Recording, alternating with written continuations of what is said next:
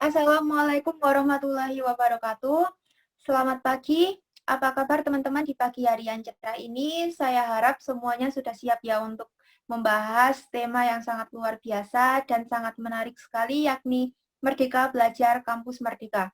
Sebelumnya, perkenalkan saya Dianggreni Murtintias sebagai moderator yang akan memimpin jalannya diskusi kali ini.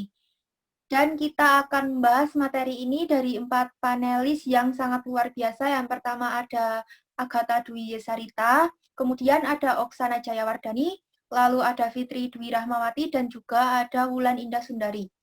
Untuk kesempatan penyampaian materi yang pertama, saya berikan kepada Agatha Dwi Sarita terlebih dahulu. Langsung saja saya persilahkan kepada Mbak Agatha untuk menyampaikan materinya. Ya, terima kasih Mbak Angga atas waktunya.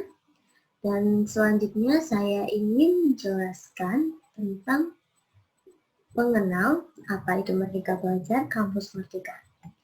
Berikut saya paparkan PowerPoint yang saya buat. Pengertian Merdeka Belajar Kampus Merdeka. Merdeka Belajar merupakan kebijakan memberikan kebebasan dan otonomi kepada lembaga pendidikan dan merdeka dari birokratisasi. Dosen dibebaskan dari birokrasi yang berbau, serta mahasiswa diberikan kebebasan untuk memilih bidang studi yang mereka sukai. Kampus Merdeka sendiri memiliki pengertian, yaitu sistem yang dasarnya menjadi sebuah konsep baru yang membiarkan mahasiswa mendapatkan kemerdekaan belajar di perguruan tinggi.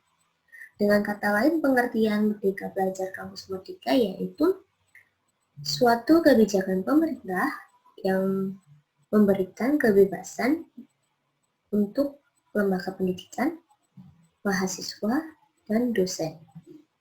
Selanjutnya yaitu tujuan Merdeka Belajar Kampus Merdeka yaitu mendorong mahasiswa untuk menguasai berbagai keilmuan yang berguna untuk memasuki dunia kerja, dengan catatan bahwa mahasiswa memiliki bekal dalam memasuki dunia kerja yang nyata.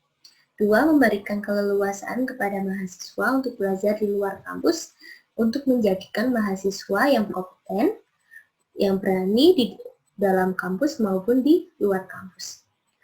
3. Agar bisa menjadikan kedepannya calon pemimpin yang berkualitas. Karena dengan sistem Merdeka Belajar Kampus Merdeka ini harus mendorong ataupun memaksa mahasiswa agar lebih aktif, kreatif, dan berkompeten agar menjadikan manusia yang berkualitas. Berikut selanjutnya yaitu implementasi Kampus Merdeka dan Merdeka Belajar. Belajar dari salah satu perguruan tinggi yang menyusun kurikulum yang mengacu Kampus Merdeka dan Merdeka Belajar. Pengelompokan mata kuliah dapat mengacu sebagai berikut. Pertama, mata kuliah wajib universitas yaitu 31 SKS. Mata kuliah pilihan universitas yaitu pilih 2 dari 6 SKS. Mata kuliah wajib fakultas yaitu 4 SKS. Mata kuliah pilihan fakultas pilih 2 dari 6 SKS. Mata kuliah wajib program studi yaitu 44 SKS. Mata kuliah pilihan program studi yaitu pilih 4 atau 6 dari 10 SKS. Merdeka Belajar dalam kampus 20 SKS. Merdeka Belajar ditawarkan melalui e-learning yaitu 9 SKS. Merdeka Belajar luar kampus yaitu 23 SKS. Merdeka Belajar luar kampus yaitu pilih dari 16 SKS.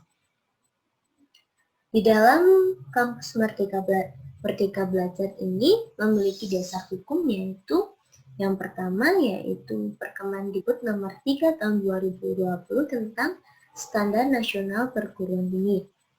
2. Perkemendikbud nomor 4 tahun 2020 tentang perubahan PTN menjadi perguruan tinggi badan hukum.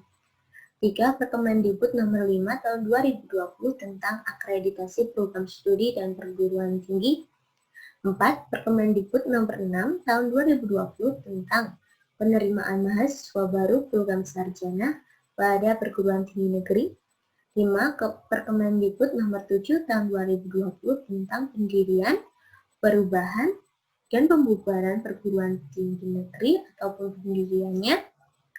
perubahan dan pencabutan izin perguruan tinggi swasta. Dan selanjutnya yaitu 4 kebijakan yang ada dalam Kampus Merdeka, yaitu pertama, mengubah PTN Satuan Kerja menjadi sebuah PTN PH dengan catatan penerapannya ini merupakan sebuah tuntutan yang harus ada pada saat ini karena dunia saat ini bergerak secara cepat. PTN PH nantinya dipastikan akan dimiliki oleh semua kampus agar dapat berkompetensi di panggung dunia. 2. Adanya penyederhanaan pada akreditasi perguruan tinggi, yaitu dengan dasar dalam penerapan kampus ya Merdeka, kedepannya akreditasi tetap berlaku selama 5 tahun dan diperbarui secara otomatis. Dengan adanya akreditasi A akan diberikan pada setiap perguruan tinggi yang nantinya bisa berhasil mendapatkan akreditasi internasional. 3. Membuka prodi baru. Dengan otonomi pendirian prodi baru nantinya akan diberikan jika sebuah PTN atau PTS telah memiliki akreditasi A maupun B, jika telah melakukan kerjasama dengan organisasi atau universitas yang masuk pada GS Top 100 World Universities. Dalam penerapan kebijakan ini ada pengecualian pada program pendidikan dan juga bidang kesehatan. Adanya kegiatan 3 semester di luar kampus ini akan menjadikan keleluasaan kepada mahasiswa untuk melakukan kegiatan di luar kampus agar mendorong mereka untuk lebih mandiri. Memberikan keleluasaan mahasiswa akan membantu mereka lebih tahu penerapan ilmunya dalam dunia bidang kerja. Selanjutnya yaitu tentang kelemahan dan kelebihan program atau kebijakan pemerintah tersebut, yaitu yang pertama, menjadikan dunia perkuliahan lebih fleksibel. 2. Memberikan kesempatan mahasiswa untuk mendalami studi yang diambil. 3. Memberikan wadah kepada mahasiswa untuk terjun ke masyarakat. 4. Bisa mempersiapkan diri untuk terjun di dunia kerja karena dengan bekal yang sudah matang. Kekurangannya yaitu dinilai belum begitu matang dalam persiapan karena dinilai kebijakan ini belum berjalan begitu lama. Jadi persiapan mahasiswa atau lembaga pendidik ataupun dosen belum begitu siap. 2. Pendidikan dan pengajaran yang belum terencana dengan baik, karena ini harus mengalami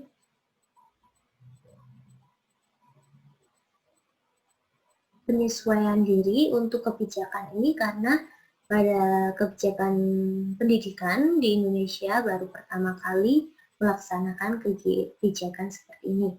3. Persiapan SDM yang belum terstruktur karena dihitung sangat cepat untuk melaksanakan kebijakan ini dan sumber daya manusianya yang di Indonesia yang belum begitu memadai. Selanjutnya yaitu tentang kesimpulan. Kesimpulannya dari paparan di atas yaitu kebijakan Kampus Merdeka adalah kebijakan yang sangat keluar dari keseharian sistem pendidikan di Indonesia. Dikatakan sangat keluar dari kesehariannya karena kebijakan ini belum pernah diadakan di Indonesia dan baru pertama kalinya. Dan kebijakan ini seolah melompati pagar pembatas dalam mengeksplorasi dunia baru dalam kegiatan pendidikan dan pengajaran di Indonesia. Dikatakan dunia baru karena juga di Indonesia baru pertama kali diadakannya sistem Merdeka Belajar Kampus Merdeka ini dan baru mengalami penyesuaian. Mungkin itu saja yang dapat saya sampaikan, Mbak Angga. Terima kasih atas kesempatannya. Saya kembalikan kepada moderator.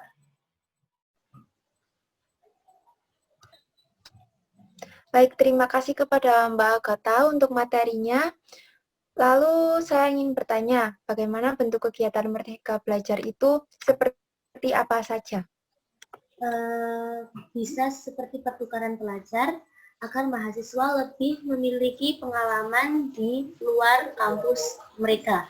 2. Magang atau praktik kerja agar mahasiswa lebih mengetahui apa itu dunia kerja, agar pada saat mereka lulus mereka tidak kaget dengan keadaan luar. 3. Asistensi mengajar di satuan pendidikan, seperti contohnya KKN di sekolah-sekolah untuk menjadi lulusan perguruan agar tidak dan agar memiliki pengalaman yang lebih saat terjun langsung di satuan pendidikan. 4. Melakukan penelitian. 5. Proyek kemanusiaan. 6. Kegiatan wirausaha. 7. Studi proyek. 8. Membangun kuliah kerja nyata. Mungkin itu saja yang bisa saya sampaikan, Mbak Angga. Terima kasih. Baik, terima kasih kepada Mbak Agatha untuk tanggapannya. Langsung saja saya persilakan kepada Mbak Oksa untuk menyampaikan materinya. Baik, terima kasih Mbak Angga. Di sini saya akan memaparkan materi yang berjudul Mewujudkan SDM Unggul dengan Merdeka Belajar. Merdeka belajar adalah memberi kebebasan dan otonomi kepada lembaga pendidikan, dan merdeka dari birokratisasi yang berbelit serta mahasiswa diberikan kebebasan untuk memilih bidang yang mereka sukai. Adanya konsep belajar merdeka tentunya bertujuan untuk memberikan keleluasaan untuk belajar. Hal tersebut sebagai upaya untuk mendapatkan calon pemimpin masa depan. Kampus Merdeka. Kampus Merdeka pada dasarnya yaitu sebuah konsep baru yang membiarkan mahasiswa mendapatkan kemerdekaan belajar di perguruan tinggi. Hal ini merupakan sebuah implementasi untuk menciptakan adanya sumber daya manusia yang lebih unggul. Konsep kampus yang merdeka akan dilangsungkan untuk mendapatkan pembelajaran yang lebih berkualitas. Konsep ini pada dasarnya menjadi sebuah lanjutan dari konsep sebelumnya, yaitu Merdeka Belajar. Sebuah implementasi tersebut yaitu dari visi misi Presiden Joko Widodo. Next. Kebijakan kampus Merdeka ada 4. Yang pertama yaitu mengubah PTN Satker menjadi sebuah PTN BH. PTN Satker adalah sebuah perguruan tinggi negeri dengan status sebagai satuan kerja, di mana di dalamnya terdapat pelayanan umum yang tersedia. Perubahan tersebut dilakukan dengan mengubah PTN Satker menjadi PTN BH atau perguruan tinggi negeri dengan kekuatan badan hukum. Perubahan yang dilakukan penerapan kampus Merdeka tersebut dikarenakan tuntutan yang ada saat ini telah bergerak dengan sangat cepat. PTN BH nantinya dipastikan akan dimiliki oleh semua kampus agar dapat berkompetisi di panggung dunia tentunya. Yang kedua yaitu adanya penyederhanaan pada akreditasi perguruan tinggi. Kebijakan ini berkaitan dengan program reakreditasi yang pada dasarnya bersifat otomatis untuk semua peringkat dan juga bersifat sukarela bagi perguruan tinggi. Pada dasarnya, dalam penerapan kampus yang merdeka, kedepannya akreditasi tetap berlaku selama 5 tahun dan bisa diperbarui secara otomatis. Yang ketiga yaitu membuka prodi baru. Kebijakan ini ditetapkan kepada setiap perguruan tinggi baik PTN ataupun PTS. Kebijakan ini berkaitan dengan otonomi bagi setiap perguruan tinggi baik PTN atau PTS untuk membuka atau mendirikan sebuah program studi yang baru. Otonomi pendidikan prodi baru nantinya akan diberikan jika sebuah PTN atau PTS telah memiliki akreditasi A ataupun B. Yang keempat yaitu adanya kegiatan 2 semester di luar kampus. Next.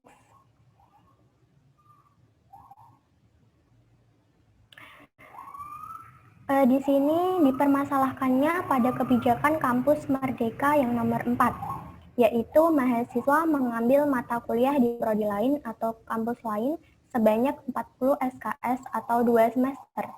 Permasalahannya diantaranya yang pertama yaitu akan adanya kesulitan dalam penanganan administrasi. Yang kedua, tidak bisa bebas memilih mata kuliah. Dan yang ketiga, kompetensi lulusan tidak spesifik keilmuan. Next. Permasalahan tersebut merupakan kekhawatiran yang berlebihan. Akan terjadinya kesulitan dalam penanganan administrasi tidak perlu dikhawatirkan. Contohnya, kampus IPB yang sudah menerapkan sistem tersebut sejak tahun 2005. Tidak ada masalah dan berjalan dengan lancar. Administrasi mahasiswa dapat diatur oleh perguruan tinggi terkait. Permasalahan kedua, mahasiswa yang mengambil mata kuliah di prodi lain sudah sewajarnya harus mengikuti mata kuliah yang dituju. Proses pembelajaran tersebut sudah dilaksanakan di banyak perguruan tinggi. Dan untuk mengatasi permasalahan ketiga, Mas Menteri yaitu Nadiem Makarim telah menyampaikan Permendikbud nomor 2 tahun 2020 tentang Standar Nasional Pendidikan Tinggi atau SNPT. Next. 4 kebijakan tersebut pada dasarnya akan mendorong keberhasilan penerapan kampus Merdeka. Hal ini perlu dukungan dari semua pihak agar dapat membantu mahasiswa menjadi sumber daya manusia yang unggul. Next. Kebijakan kampus Merdeka telah memberi peluang mencetak mahasiswa generasi bangsa yang mampu menatap tagar dunia. Cukup sekian pemaparan dari saya. Terima kasih dan saya kembalikan kepada Mbak Angga. Baik, terima kasih kepada Mbak Oksa untuk materinya.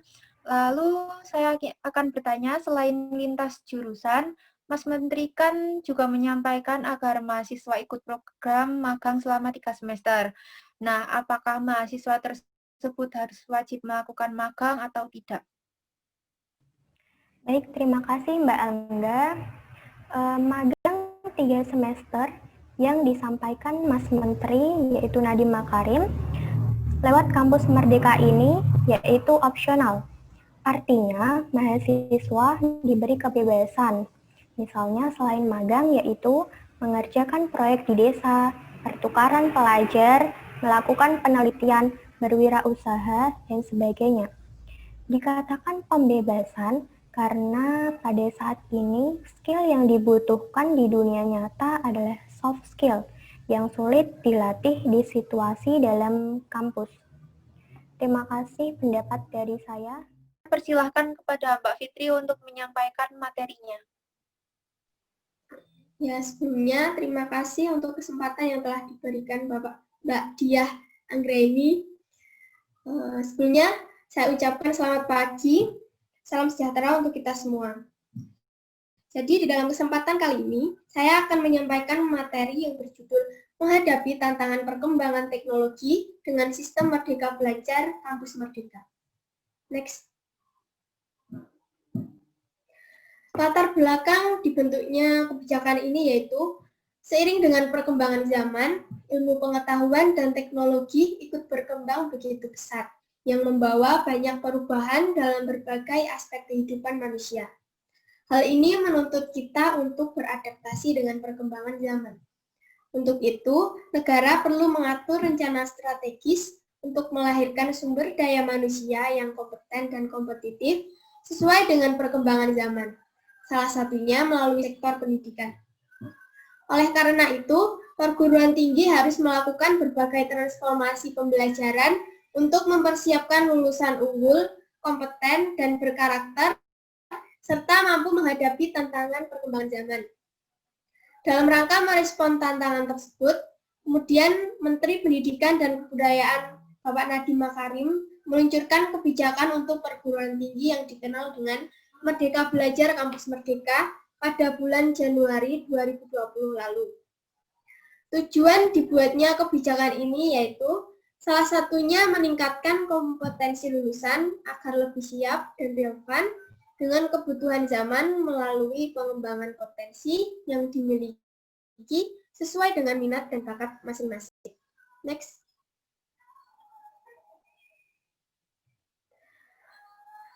Di sini saya juga akan membahas mengenai pengertian Merdeka Belajar dan Kampus Merdeka. Jadi Merdeka Belajar itu sendiri artinya adalah memberi kebebasan dan otonomi kepada lembaga pendidikan dan dosen. Dosen dibebaskan dari birokrasi yang berbelit, sedangkan mahasiswa diberikan kebebasan untuk memilih bidang yang disukai. Adanya konsep belajar merdeka bertujuan untuk memberikan keleluasaan kepada mahasiswa untuk belajar di luar kampus. Sedangkan pengertian kampus merdeka itu adalah konsep baru yang membiarkan mahasiswa mendapatkan kemerdekaan belajar di perguruan tinggi. Konsep ini pada dasarnya adalah kelanjutan dari konsep sebelumnya, yaitu Merdeka Belajar. Tujuan dari kampus merdeka adalah agar mahasiswa nantinya memiliki kemampuan untuk menguasai beragam keilmuan yang berguna di dunia kerja nanti. Jadi program Merdeka Belajar Kampus Merdeka ini merupakan upaya untuk meningkatkan mutu pendidikan di Indonesia dan lulusan serta memberikan kesempatan serta kebebasan kepada mahasiswa untuk mengembangkan kreativitas, inovasi, passion, dan bakatnya. Next. Empat program yang diluncurkan oleh Bapak Nadiem Makarim di kebijakan Merdeka Belajar Kampus Merdeka yaitu yang pertama, sistem akreditasi perguruan tinggi. Program reakreditasi bersifat otomatis untuk seluruh peringkat dan bersifat sukarela bagi perguruan tinggi dan prodi yang sudah siap naik peringkat. Pengajuan reakreditasi perguruan tinggi dan prodi dibatasi paling cepat 2 tahun setelah mendapatkan akreditasi yang terakhir. Yang kedua, hak belajar 3 semester di luar prodi. Mahasiswa berhak mengambil ataupun tidak SKS di luar kampusnya sebanyak 2 semester atau setara dengan 40 SKS. Dan mahasiswa juga dapat mengambil SKS di prodi lain di dalam kampusnya sebanyak 1 semester. Namun program ini tidak berlaku untuk prodi kesehatan. Kemudian yang ketiga, pembukaan prodi baru. Program ini memberikan otonomi kepada perguruan tinggi negeri dan perguruan tinggi swasta untuk melakukan pembukaan atau pendirian prodi baru jika perguruan tinggi tersebut sudah memiliki akreditasi A dan B serta telah melakukan kerjasama dengan universitas yang masuk dalam QS Top 100 World Universities, dan program ini terdapat pengecualian untuk prodi kesehatan dan pendidikan. Yang keempat, kemudahan menjadi PTNBH. Kebebasan bagi perguruan tinggi negeri Badan Layanan Umum atau BLU dan Satuan Kerja atau Satker untuk menjadi perguruan tinggi negeri Badan Hukum atau PTNBH. Kemendikbud akan mempermudah persyaratan perguruan tinggi negeri BLU dan Satker untuk menjadi perguruan tinggi negeri Badan Hukum tanpa terikat status akreditasi. Next.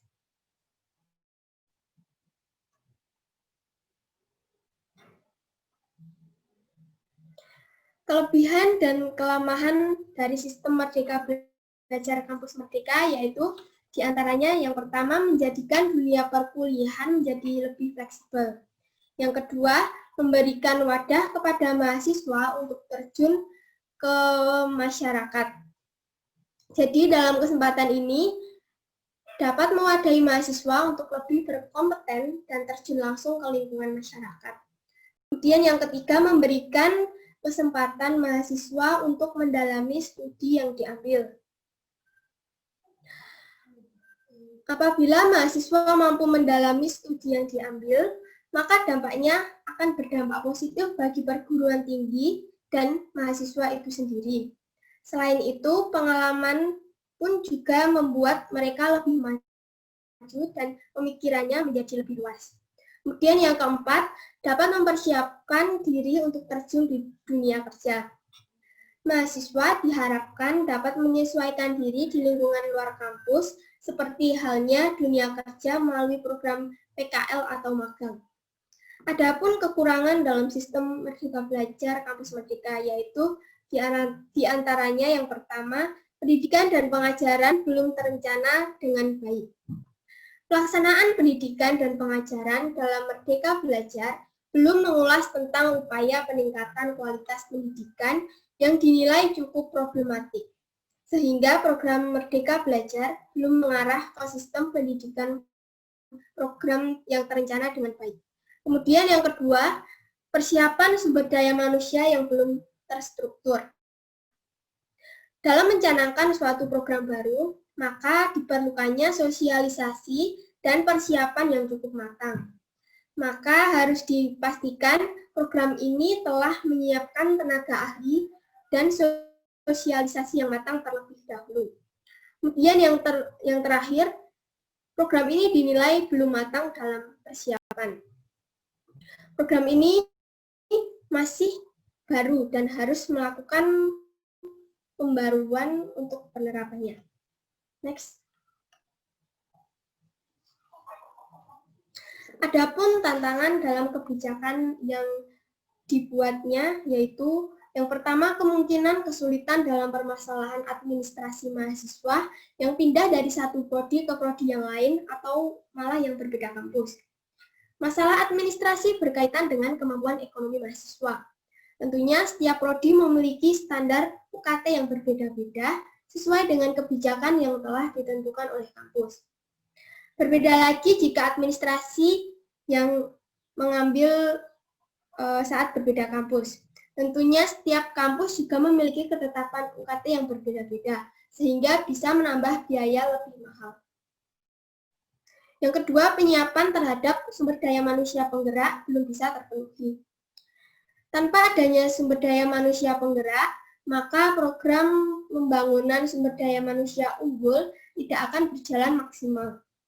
Dosen sebagai pendidik penggerak adalah pemeran penting dalam upaya membangun sumber daya manusia yang berkualitas dan memiliki mutu tinggi. 3. Kualifikasi pembukaan program studi. Program studi baru dinilai memberatkan perguruan tinggi yang belum mapan. Hal ini dikarenakan syarat program tersebut harus ada kerjasama dengan organisasi atau universitas yang sudah masuk dalam peringkat 100 besar di dunia.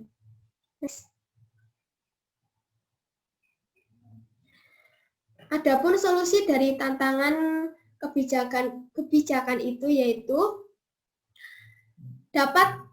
pemerintah dapat melakukan atau dengan mempertimbangkan kembali permasalahan administrasi yang akan ditanggung oleh mahasiswa agar mahasiswa itu tidak merasa terbebani dengan biaya yang akan dikeluarkan.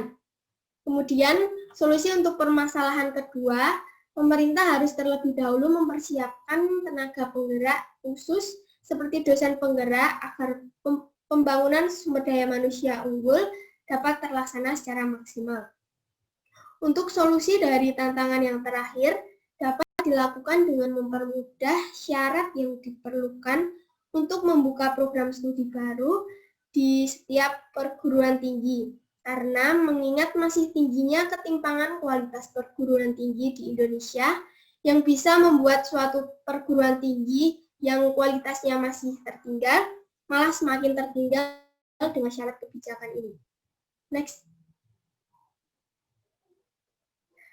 Kesimpulan dari PowerPoint yang telah saya buat yaitu kebijakan program yang telah dibuat oleh pemerintah mengenai Merdeka Belajar Kampus Merdeka meluncurkan 4 program yaitu sistem akreditasi perguruan tinggi, hak belajar 3 semester di luar program studi, pembukaan program studi baru, dan kemudahan menjadi Perguruan Tinggi Negeri Badan POM. Dalam penetapan kebijakan ini masih terdapat permasalahan atau tantangan yang dihadapi selain dengan adanya peluang kebijakan. Solusi yang tepat untuk menghadapi tantangan tersebut, maka pemerintah harus menindaklanjuti kebijakan yang ada agar kemungkinan adanya tantangan dapat diminimalisasi. Harapan pemerintah dengan kebijakan program Merdeka Belajar Kampus Merdeka yaitu dapat terlaksana dengan baik sebagai upaya membangun sumber daya manusia yang unggul, kompeten, dan berkualitas dengan mengesampingkan beberapa tantangan yang ada, karena setiap kebijakan pasti memiliki kelebihan serta kelemahan. Sekian pendapat saya mengenai kebijakan Merdeka Belajar Kampus Merdeka. Selanjutnya saya kembalikan ke moderator Mbak Dia Anggraini. Terima kasih.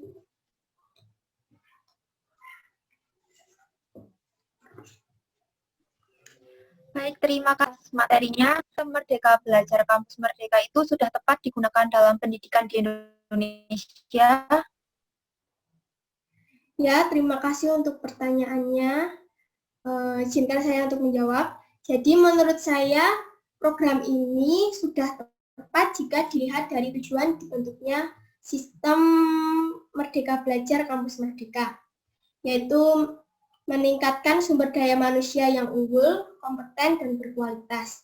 Namun jika dilihat dari salah satu tantangan yang dihadapi, yaitu belum siapnya sumber daya manusia penggerak, maka sistem ini bisa dibilang belum tepat karena sumber daya manusia penggerak merupakan faktor penting dalam membangun sumber daya manusia baru yang berkualitas dan kompeten, sehingga perlu persiapan yang matang untuk mencari sumber daya manusia penggerak yang kompeten dalam hal ini.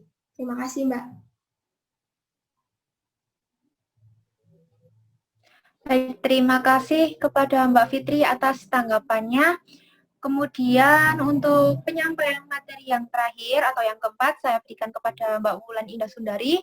Langsung saja saya persilahkan kepada Mbak Wulan untuk menyampaikan materinya.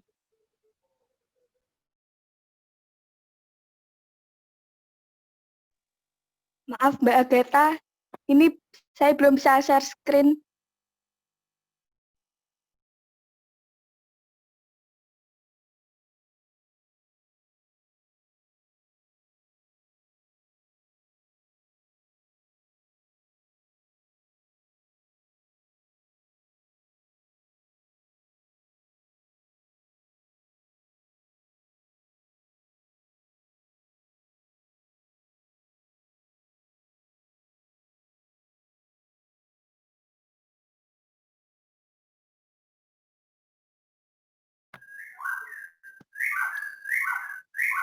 Baik, terima kasih Mbak Angga. Saya Wulan Indah Sundari akan memaparkan tentang Merdeka Belajar Kampus Merdeka. Setujukah?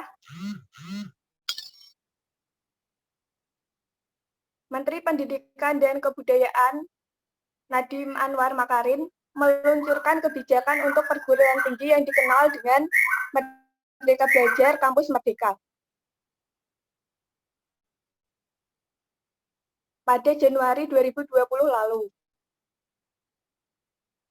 Pengertian Kampus Merdeka.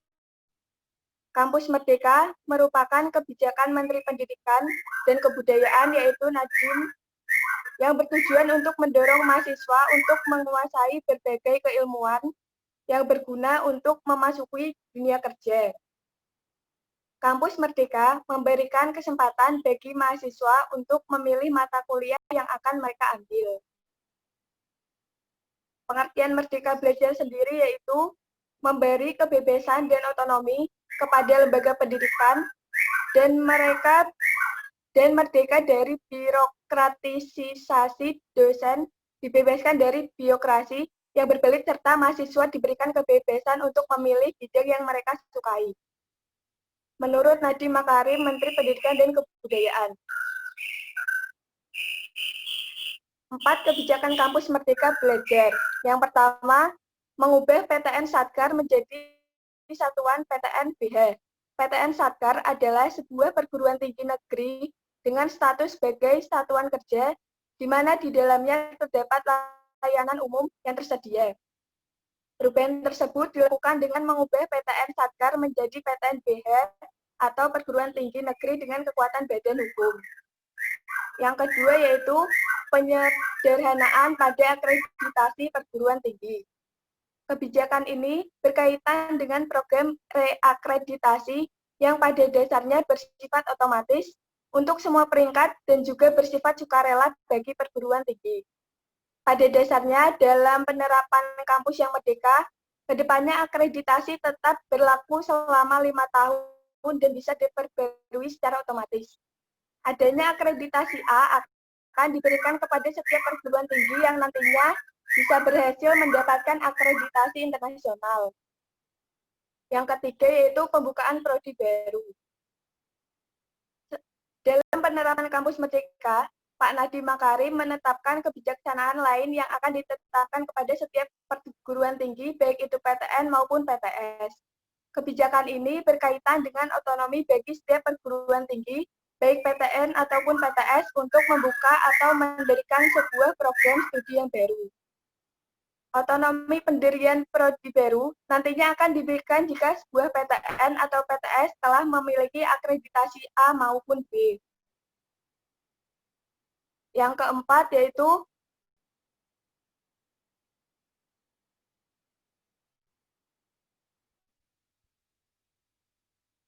hak belajar 3 semester di luar prodi.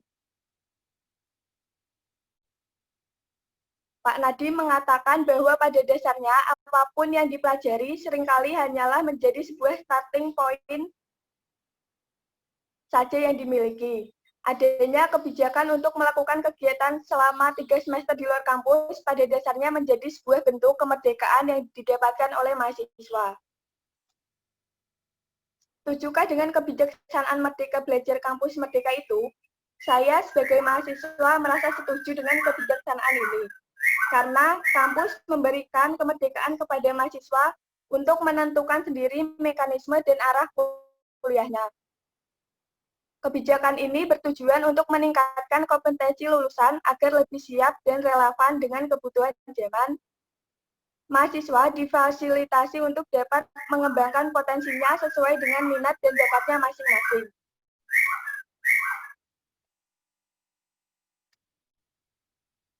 Dengan memberikan hak dan kesempatan kepada mahasiswa untuk mengambil 3 semester di luar program studinya, kompetensi mahasiswa akan lebih beragam dan lebih siap untuk menghadapi persaingan dalam skala nasional maupun global.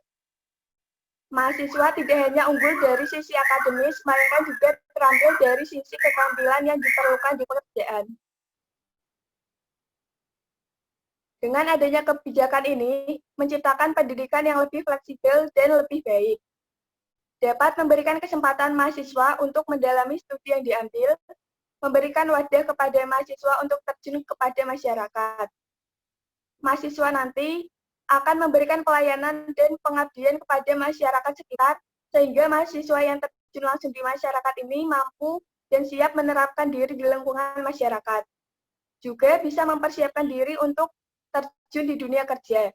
Kebijakan ini mengharapkan para pelaku pendidikan dan pemerintah bisa menyempurnakan program ini agar bisa dijalankan dengan sangat baik di kemudian hari. Sekian, terima kasih. Saya kembalikan lagi kepada Mbak Angga. Baik, terima kasih untuk materinya dari Mbak Wulan. Lalu, kegiatan apa saja yang bisa dilakukan di luar kampus, Mbak Wulan? Baik, Mbak Angga. Kegiatan yang di luar kampus yang bisa dilakukan yaitu dengan berbagai macam hal, mulai dari magang atau praktik pada suatu organisasi, mengajar pada sebuah sekolah di daerah terpencil yang pada dasarnya juga menjadi salah satu contoh penerapan kegiatan 3 semester di luar kampus. Mahasiswa juga bisa melakukan kegiatan membantu riset atau penelitian dosen, serta membantu mahasiswa S2 dan S3 melakukan penelitian. Kampus yang memberikan keleluasaan kepada mahasiswa untuk kegiatan di luar kelas akan membantu mereka lebih tahu penerapan ilmunya. Ini akan membantu mahasiswa untuk kemudian bila menjadi lebih siap menghadapi dunia kerja yang saat ini semakin sulit. Terima kasih, Mbak Angga. Baik, terima kasih atas tanggapannya dari Mbak Ulan. Dan terima kasih yang terakhir kali kepada para panelis yang sudah hadir dan memberikan materi dan tanggapannya. Dan untuk kesimpulan dari seluruh materi yaitu tentang kebijakan program yang telah dibuat oleh pemerintah mengenai Merdeka Belajar Kampus Merdeka di Indonesia yang meluncurkan 4 program. Dengan adanya kebijakan ini menciptakan pendidikan yang lebih fleksibel dan lebih baik, dapat memberikan kesempatan kepada mahasiswa untuk mendalami studi yang diambil dan memberikan wadah kepada mahasiswa untuk terjun langsung ke masyarakat. Mahasiswa nantinya akan memberikan pelayanan dan pengabdian kepada masyarakat sekitar, sehingga mahasiswa yang terjun langsung di masyarakat ini akan mampu dan siap menerapkan diri di lingkungan masyarakat, juga bisa mempersiapkan diri untuk terjun di dunia kerja. Mungkin sekian untuk diskusi panel kali ini. Saya Dianggrani Murtiningsih sebagai moderator dan para panelis yang sudah hadir pamit. Terima kasih. Wassalamualaikum warahmatullahi wabarakatuh.